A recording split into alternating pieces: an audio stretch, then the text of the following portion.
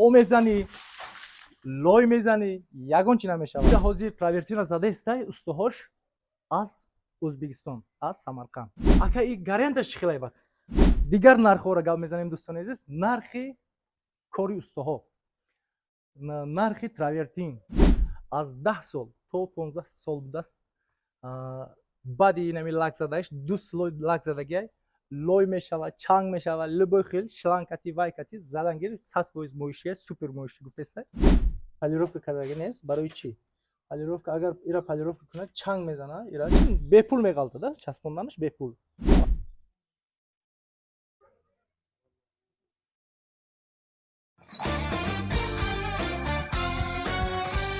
салом дӯстони азиз, хуш омадед ба канали Нархбижӣ. Имрӯз мо дар шаҳри Ҳисор омадем.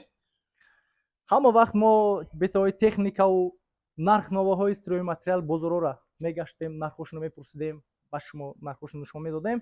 Имрӯз тамоман дигар хел чизо, нархи кори устуҳо, нархи травертин, нархи қошош, боз чӣ хел ҳисоб мешавад, квадратш чанд сум мешавад, қошо паганометр ҳисоб мешавад ё ки квадрат ҳисоб мешавад. Ҳамаша якта гап мезанем. Инҷа ҳозир травертина зада истай устуҳош аз Ӯзбекистон, аз Самарқанд. Ина устуҳош ака Валиҷон, ассалому алайкум aka. Yaxshimisiz? Салом алейкум нет. Assalomu alaykum tojikistonliklar, yaxshimisizlar? Салом алейкум Тоҷикистон дesa ҳамаша иша мефаҳмад. Ина ака ҳозир нархларni bularni kam-kamdan tushuntirsangiz men bularga tojikchalab tushuntirsam. Aka, mana bu travertin g'ishtcha posonida qilib berdik. Nomi endi 3 g'ishtchada. Yaqinroq keling, salgina yaqinroq.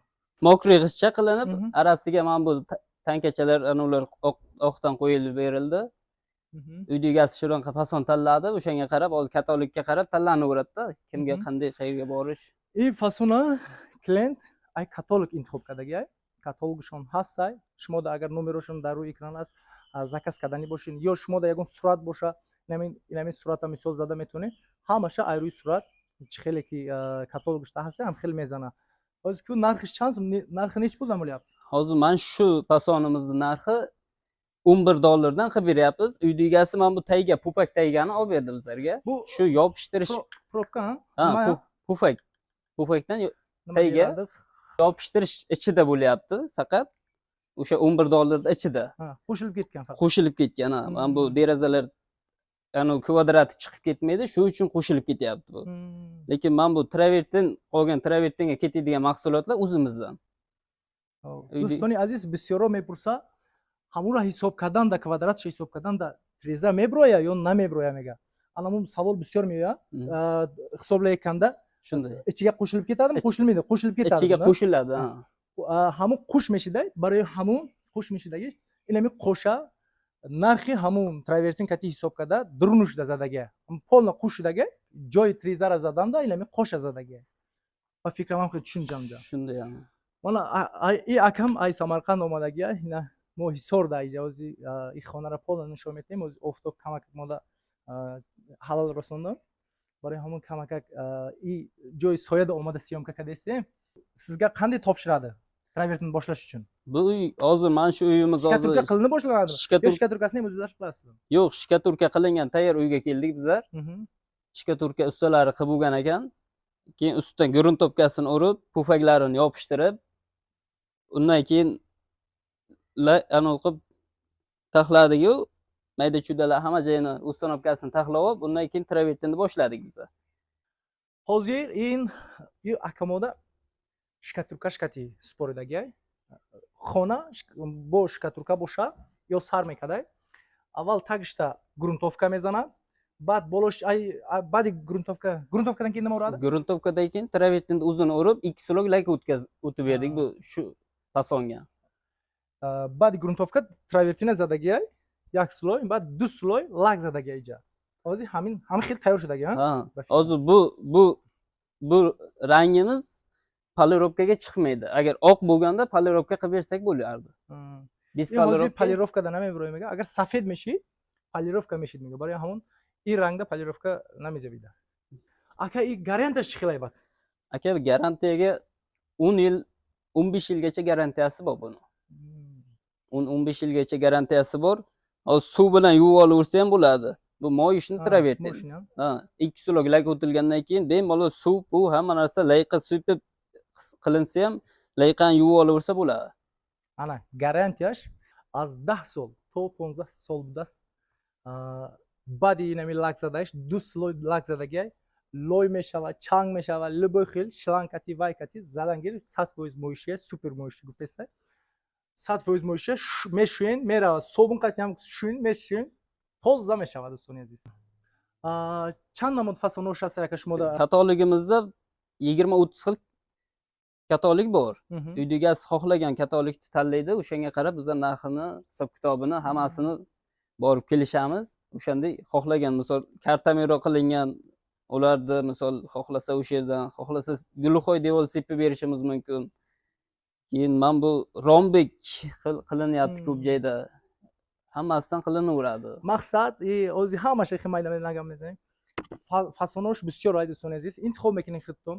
Hamma shay mezana yo. O'z ijada urilgan kartamero peshda o'z shimodan nishon mekin. Ikkinchi etajga kartamero urilgan. 2 etaj ham xili kartamero zadaga. Va digar xil kamtar digar xil meshava. Nimasi bilan boshqacha bo'lardi?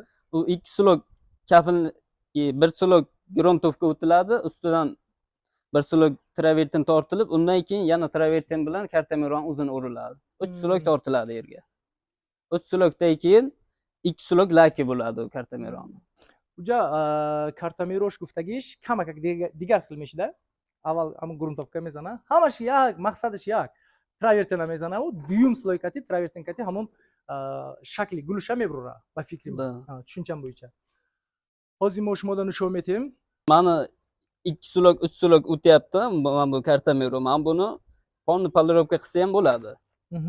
Mokri g'ishchamizni bitta changigandan keyin rangi bunga o'tib ketib, rangi buzilib qolishi mumkin. Shuning uchun qilinmagan. Hozir данный момент ира polirovka karagines baroichi. Polirovka agar ира polirovka kuna chang mezana, ира chang mezana, changish mechas payda. Bad ира polirovka namekna, in bezer memona baroy hamon har dusha polirovka namekna. I am xil memona. Agar oq bo'lganda ponni polirovka qilib bersak bo'ladi. Agar safed meshidi polirovka mekardam asha. Il xafakora misol ar shimo bo'sha chiqili mechasmoni narx chiqili meshavaka. Qo'shdi. Qo'shdi uyda egasi olib beradi. Endi agar qo'shi bilan hisoblaylar desa $15 gacha bo'ladi kvadrati. Lekin agar uyda egasi olib bersa, hozir mana shuni uyda egasi olib bergan, bizlar yopishtirib berganmiz, seli hisoblanib ketilgan, kvadrati eshik deraza chiqmaydi. $11 dan qilinayotgan ish ana shu. Ana hozir $11 hisobga desa, daru treza namebroya. Hamma shu общий, namin ruyish полный hisob meshava. Misol, inami hozir 280 ba 5 metr, ham xil hisob. Ham xil hisob meshava. Minus nameshava va yo. Xo'sh qush meshava. Bepul 11 so'm hisobkada.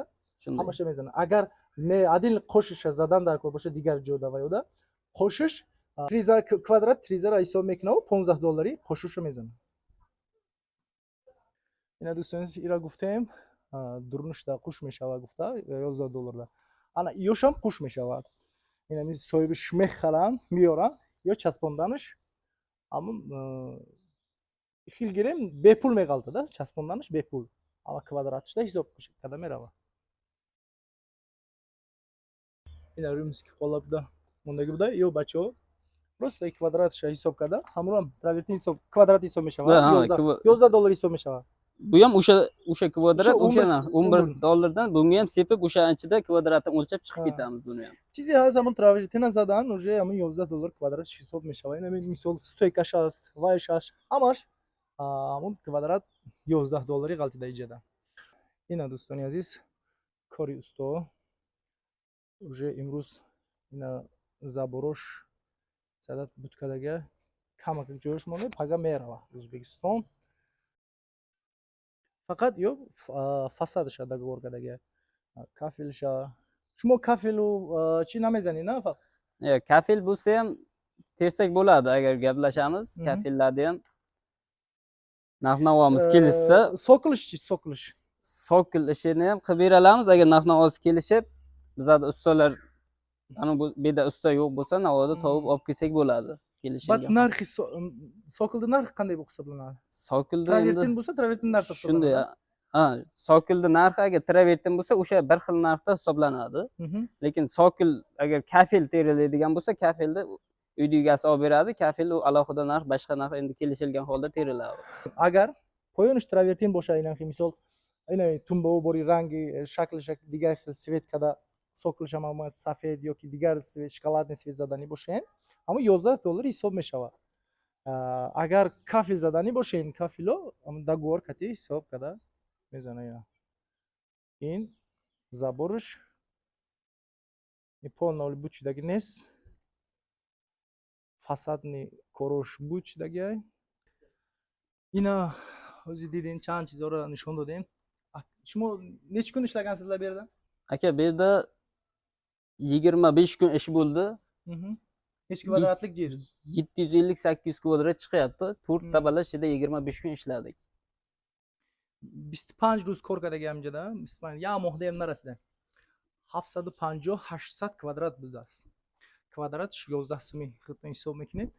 Ana men tamomi Jumhuriy Tojikiston любой mintaqa rafta mezana. Nomeroshon dar ekran memonем. Ina korosh mahul shidagi bosha.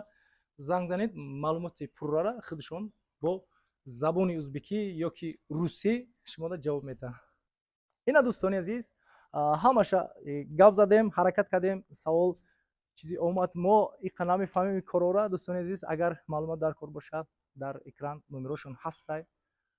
Ҳама вақт аз мо ҳаракат, аз Аллоҳ баракат. Аз шумо боша якта лайк. Дӯстони азиз, саломоту сарбаланд бошед. Ама